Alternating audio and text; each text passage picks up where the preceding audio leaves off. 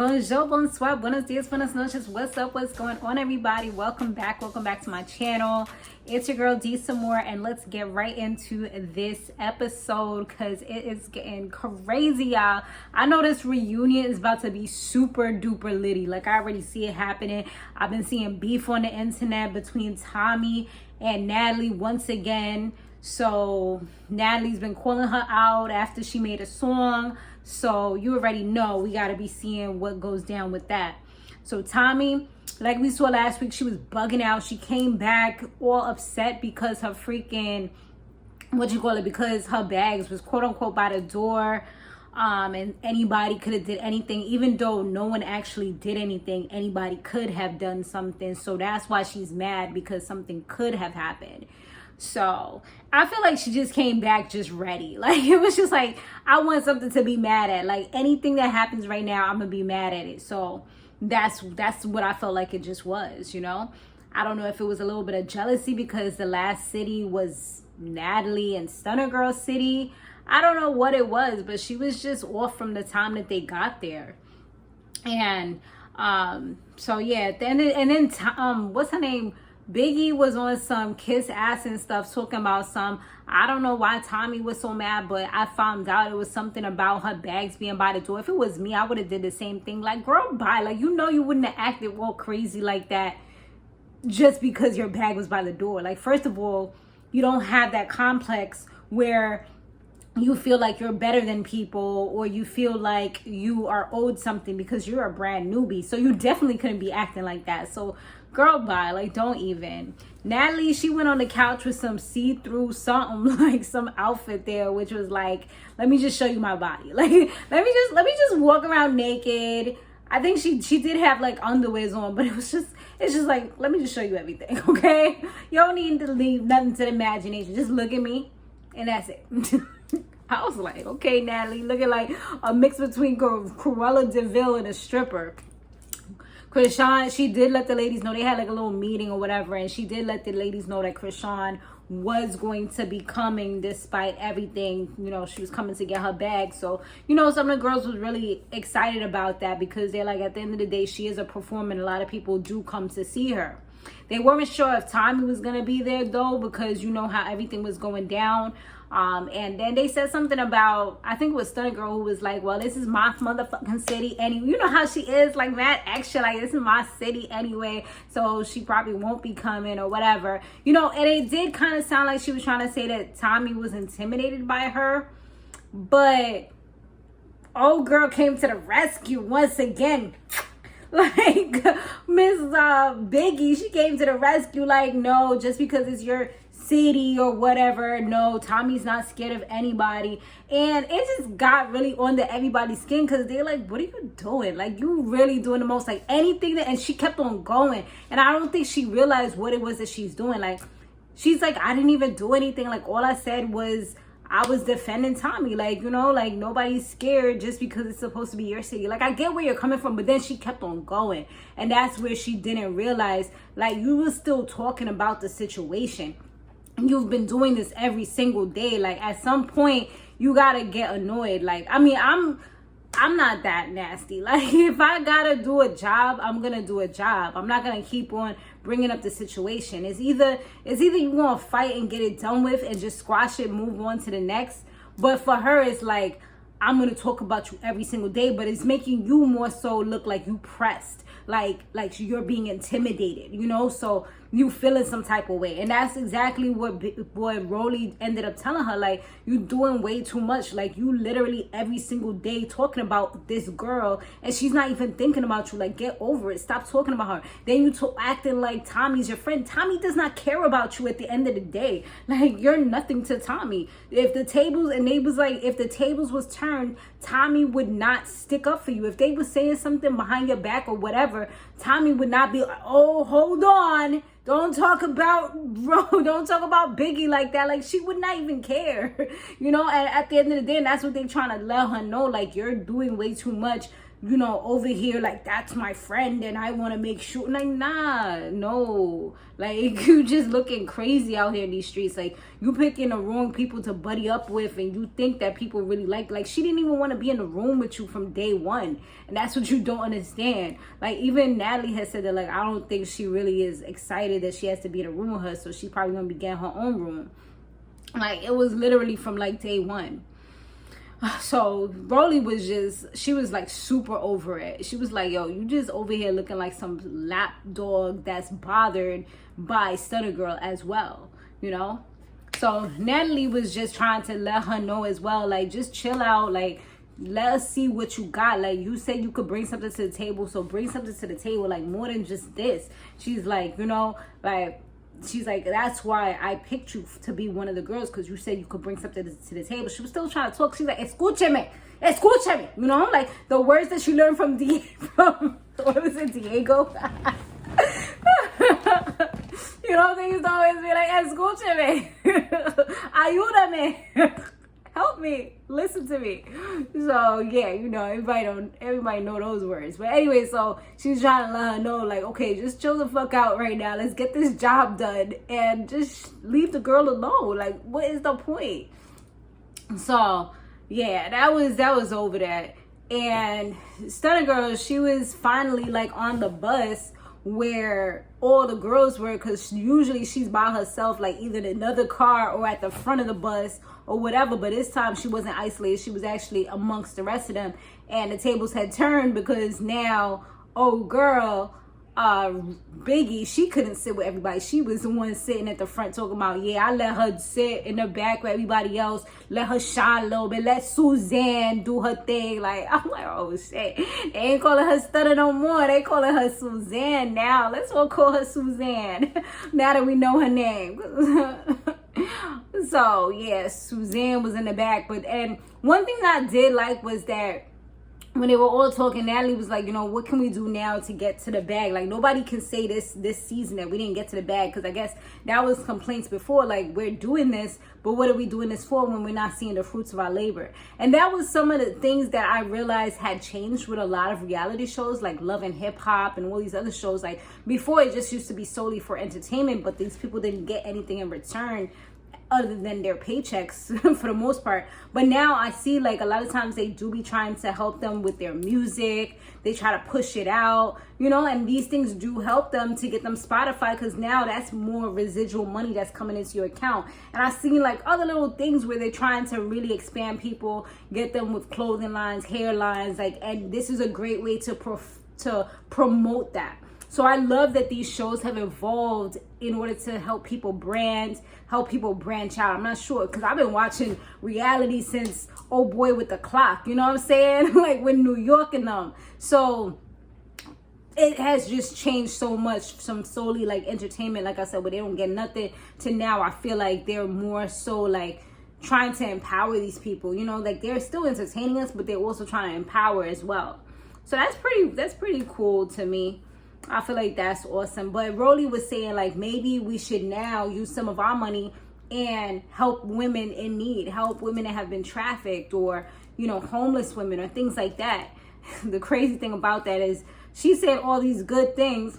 My lips is chipping. She's saying all these good things, and over here is Suzanne Stunner saying something about like these bitches was just boring the shit out of me pretty much, and I couldn't focus on nothing they were saying. And I'm like, yo, but she just was saying something so good, and that just shows like how like self-involved she is, you know, like she ain't even thinking about nobody else or helping other people or doing anything good. But you could tell at the end of it all, like despite everything, and I think it's because of she started from nothing and came to where she is now. Like Rollie, she definitely, you know, is somebody who I feel like she looks out for people at the end of the day, regardless of her being so tough and everything. Like, she's one of my favorites for real, because I feel like she's so real. And I've said this before, but like even when she was in Real Chance of Love, like I do feel like she reminds me of my younger sister. My younger sister looks like her, same complexion, same size, like same crazy ass attitude. So it's like I be feeling like I'm watching my little sister. I mean, I think this girl is a little younger than me too, so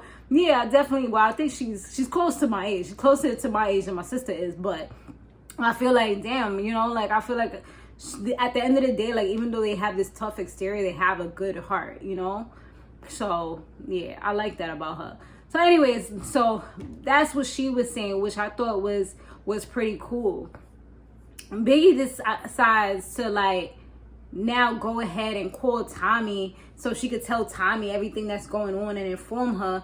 And to be honest, like, she looked like a dead fool because Tommie didn't give a shit about nothing she was saying. She was like, just tell him I'm not going to be there. And she just hung up the phone on her. And it's like, this just kind of proved what everybody else was saying. I don't know if she actually told them what she said during the confessional. But during the confessional, she was like, Biggie called me trying to tell me about what the girls is saying, and oh, they think you're not my friend. Yeah, I'm not your friend. Like, tell them that. Like, they're right. Like, I'm like, yo, I wonder if she really told her that, because after that call, she just looked so depressed. She looked like she was so, like, hurt. She was just like, you know, like somebody done pull the wind out till she backside, because, yo, she was really, like, just looking real deflated. Like, but it's like they tried to tell you, like, at the end of the day, and I mean, you can't feel spirits, like, you can't feel people's energy. I don't know, like, something about me, I could feel somebody's energy real quick. Like, I'll like sit around with you or whatever, but I'm already know, like, nah, you know. But maybe it's just a Pisces thing. Like, I'm just that person, you know what I'm saying?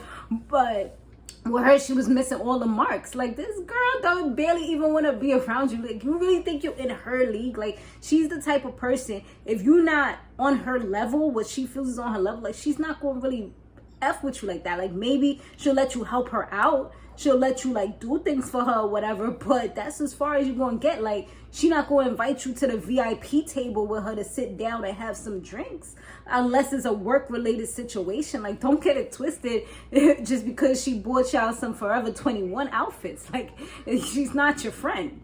So that's what she failed to realize. Like, it's like co-workers and the boss. Like, the boss may, you know, hang out with you a little bit, but at the end of the day, they will fire you. You know, they're above you in a sense, you know, if you want to look at it from that standpoint. Like, for me, I feel like nobody's above me, but when you're looking at it from that standpoint, like, they're supposed to be your superior. So that's kind of, I feel like, the situation with them. But yeah, they head to the club, and when they go to the club, Suzanne, she seen Tommie or whatever, and the vibes was weird. I guess, like, Tommie's security was looking at her weird. She was jealous of Tommie because Tommie had, like, her whole crew. She was like, Tommie was over there with like 10 people, but they wouldn't even let me bring my best friend and my cousin on stage with me. And, like, it was just weird. Like, she was trying to have them on the lives with the baddies. Low London wasn't with it because she's like, she seen the girl try to get in on the lives when they doing the lives, and she's like, what are you doing? She, like, telling her to back up, and Suzanne was like, oh, like, she's with me. Okay, that don't mean that I want her in my life. Like, I don't know her like that. She not part of the baddies. Like, what are you doing? Trying to get free promotion? So I totally agree with Low London. Like, she was not down with it, and I see why. Things started getting real weird. Like, people was fighting and stuff. The DJ wasn't DJing right. Razor was just like, yo, DJ Sky F's up every single night. Like, she just needs to, at this point, hang up the DJ title, and just be one of the baddies with us and just shake a little fat ass. Well, no, she said fake ass. She didn't say fat. She said fake ass. Yeah, she was like, she needs to shake a little fake ass, because I don't know what she's doing. Like, and I agree. Like, if you messing up, like, every night, like, you know, you may have a bad night here and there, but if it's a lot, almost all the time, like, girl, nah. Maybe this was, like, her practice, you know? Like, she's an aspiring DJ. That's probably what it is. She's aspiring. Like, she's getting on it. She just started, like, last year. Nah, I don't know. She could be fire. I mean, I haven't looked her up personally. The only person out of the crew that I didn't know that I actually looked up was probably Suzanne, you know, Stunner Girl. And that's just because when they was talking about the whole cage situation. Other than that, it is what it is.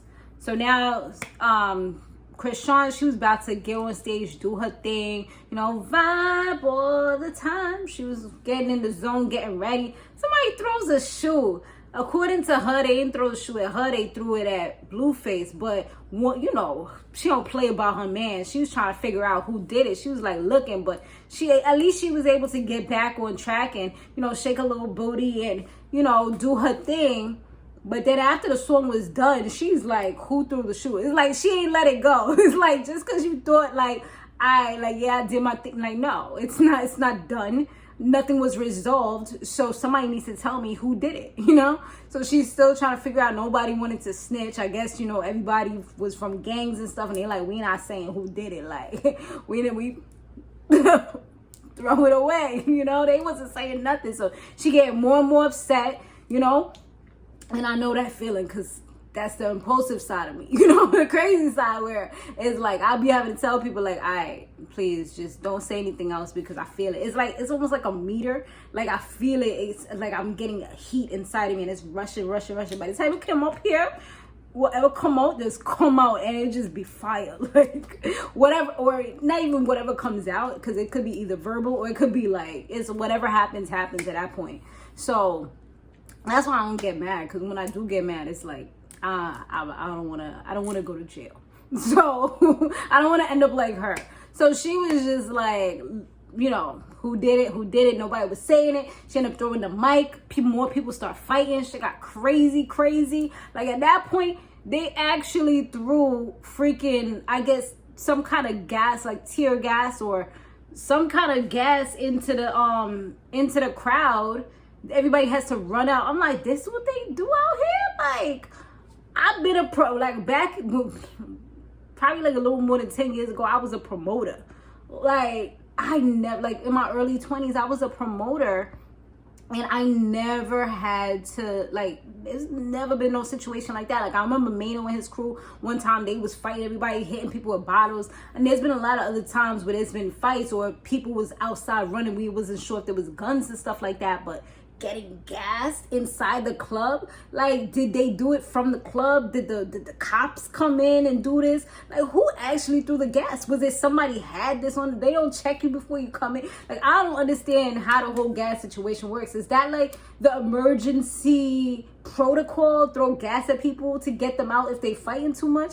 Like, I don't, like, it's like I don't really get it. And if y'all from Oakland, y'all from Cali or whatever, please comment down below and let me know, because I don't understand how the whole gas situation works. Like, who threw the gas? You know, like that's my question, because I've never heard of anything like this. Like, I know, like, you know, the cops come, they shut things down or whatever if it gets too crazy, if it's over capacity, you know, things like that. If guns are talked about, whatever. No, they're usually outside waiting a lot of times. I remember that. But like, actually gas where you have to like cover your nose, run outside. They were saying they got mace.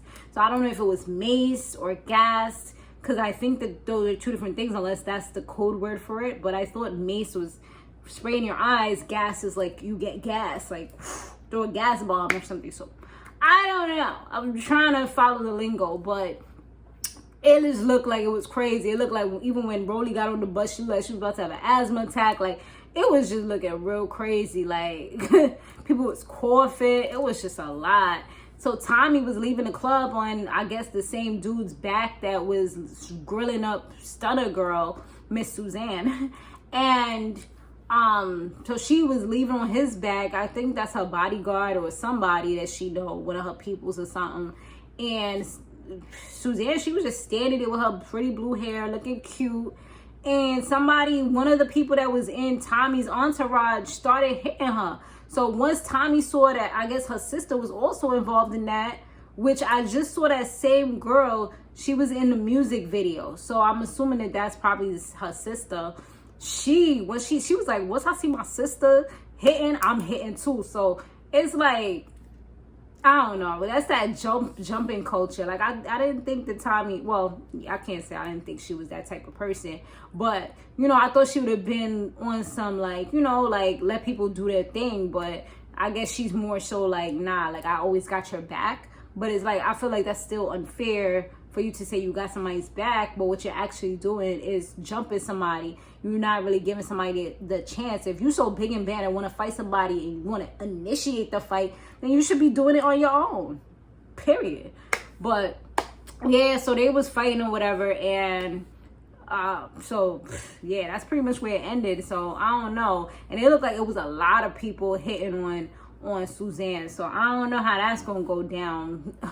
But I'm pretty sure her people gonna come, because at the end of the day, like, she did say she had her cousin and her best friend, and she's from the city, so there's probably gonna be people that's gonna try to help her out. So we'll see how this progresses in the next one. Look like they also about to be taking a trip to St. Croix.